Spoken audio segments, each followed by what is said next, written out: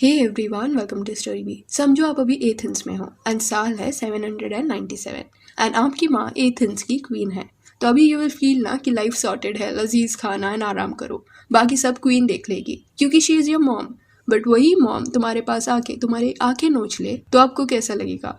ऐसे ही कुछ किया था क्वीन आयरीन ने, जिसने अपने बेटे को तक नहीं बख्शा। इसी वजह से वो हिस्ट्री की one of the most evil queen कहलाती है। If she could do this to her son, then imagine अपने प्रजा का क्या हाल करती होगी वो। अराउंड 755 के साल में आयरीन करके एक लड़की बॉर्न हुई थी एथेंस में। She was an orphan, but जैसे जैसे वो बड़ी होती गई तो उसकी खूबसूरती की चर्चा पूरे शहर में फैल गई। उस समय एथेंस को कॉन्स्टेंटाइन द फिफ्थ रूल कर रहे थे एंड वो अपने बेटे के लिए एक ब्राइड ढूंढ रहे थे एंड ही वांटेड कि सबसे ब्यूटीफुल लड़की उनके बेटे से शादी करे। तो इसलिए एक ब्यूटी पैजेंट जैसा इवेंट उन्होंने रखा। यहाँ पे कई लड़कियां आई एंड उनमें से एक आयरीन भी थी। कॉन्स्टेंटाइन को वो पसंद आई एंड उन्होंने उसे चुन लिया अपने बेटे के लिए। उनके बेटे का नाम लियो द फोर्थ था। 3 नवंबर 769 को आयरीन एंड लियो की शादी हुई। शादी के बाद अल्टीमेटली थ्रोन गया लियो को एंड वो एम्परर बन गया। तब आयरीन बनी एथेंस की एम्प्रेस। तो इस तरह एक नॉर्मल सी लड़की एथेंस की क्वीन बनी। लियो एक काफी अच्छा रूलर था। उसके रिलीजियस बिलीव्स इवन इफ आम इंसानों से एट टाइम्स डिफर करते, स्टिल वो किसी पे भी अपने बिलीव्स थोपता नहीं। पर आयरीन थोड़ी अलग थी। एम्प्रेस बनने के बाद जो पावर्स आए उसके पास, उसका वो गलत इस्तेमाल करने लगी, जिस वजह से लियो उससे झगड़ता। फिर 14 जनवरी 771 को आयरीन ने एक लड़के को जन्म दिया जिसका नाम रखा गया कॉन्स्टेंटाइन द सिक्स्थ। पैलेस में सबको लगा कि बच्चा होने के बाद लियो एंड आयरीन के रिलेशन सुधरेंगे, बट वो और भी ज्यादा लड़ने लगे। इतना ज्यादा इनमें झगड़ा होता था कि एक पॉइंट के बाद लियो ने डिसाइड किया कि वो आयरीन के साथ कोई रिलेशन नहीं रखेंगे। Just on paper they would be married. कुछ साल बाद लियो अचानक बीमार पड़ गया एंड फीवर की वजह से ही पास्ड अवे। तब ही वॉज 30 ईयर्स ओल्ड। लियो के जाने के बाद थ्रोन गया उनके बेटे कॉन्स्टेंटाइन द सिक्स्थ को।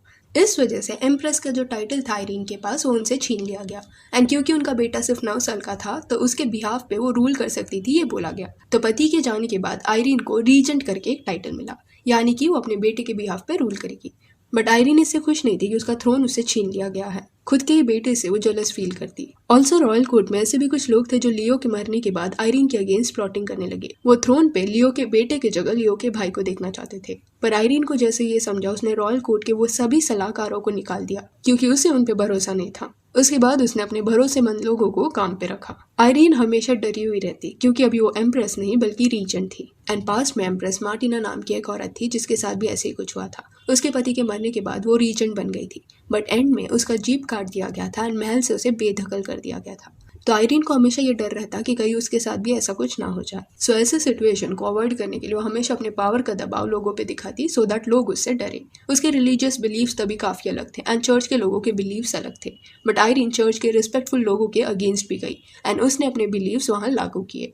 ये चीज ने कई लोगों को आयरीन के अगेंस्ट किया, पर कोई उसके खिलाफ आवाज नहीं उठाने वाला था क्योंकि उन्हें पता था कि अगर आयरीन को समझाना, अगर वो नाराज हुई तो अंजाम अच्छा नहीं होगा। अपने खुद के बेटे कॉन्स्टेंटाइन को तक आयरीन महल से बाहर नहीं जाने देती, हमेशा महल में रखती सो दैट पब्लिक में वो ना जाए एंड लोग उस पर ध्यान न दे पाए। फिर कुछ साल बीत गए एंड जैसे जैसे कॉन्स्टेंटाइन बड़ा हुआ उसे रियलाइज हुआ कि उसकी माँ उसका थ्रोन उसे वापस नहीं दे रही and as secondary ruler Irene ने उसको बिठा के रखा है। उसके ओपिनियंस को आयरीन सीरियसली नहीं लेती एंड ये सब चीज से भी वो फ्रस्ट्रेट होने लगा था। उसने ठान लिया था कि उसे उसका थ्रोन वापस चाहिए एंड वो एथेंस पे अकेले ही रूल करेगा।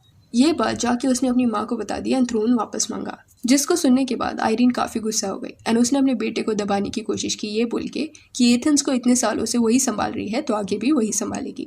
थ्रोन दोनों को चाहिए था एंड इस वजह से माँ बेटे एक दूसरे को नापसंद करने लगे। दोनों के पास अपने अपने ट्रस्टेड लोग थे एंड कॉन्स्टेंटाइन को जब लगा कि उसे वो रिस्पेक्टफुल पोजीशन नहीं मिल रहा लोगों की नजर में, तब उसने फैसला किया to conspire against Irene.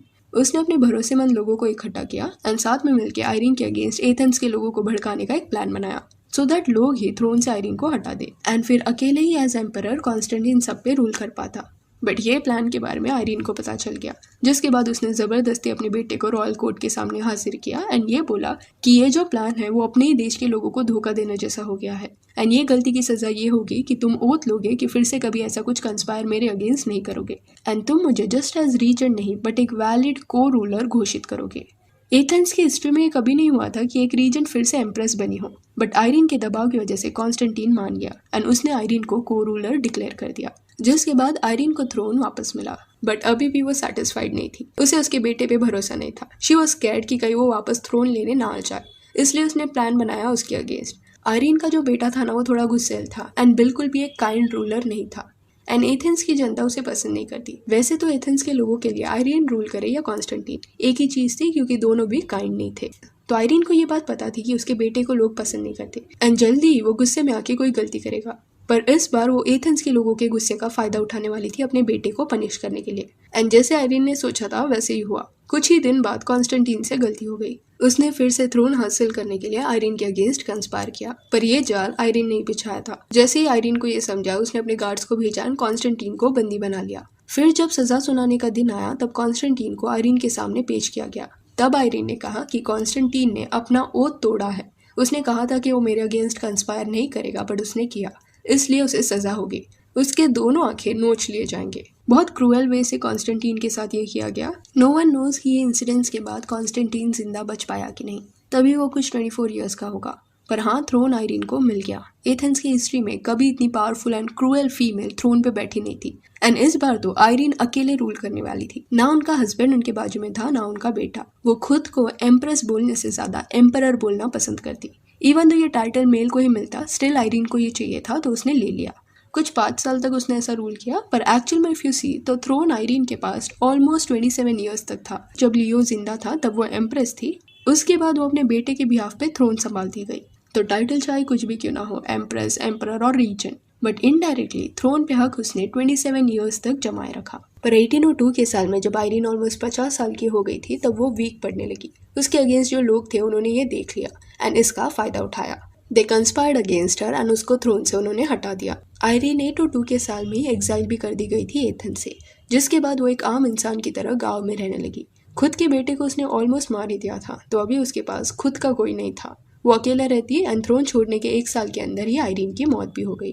Irene को थ्रोन से इतना ज्यादा ऑब्सेशन था कि वो इसके लिए किसको भी मरवा सकती थी। उसके खुद के बेटे से ज्यादा उसको थ्रोन से प्यार था। शायद इसी वजह से जिंदगी के आखिरी कुछ सालों में उसके पास कोई नहीं था, सिर्फ उसका थ्रोन था। एंड वो भी इवेंचुअली छीन लिया गया।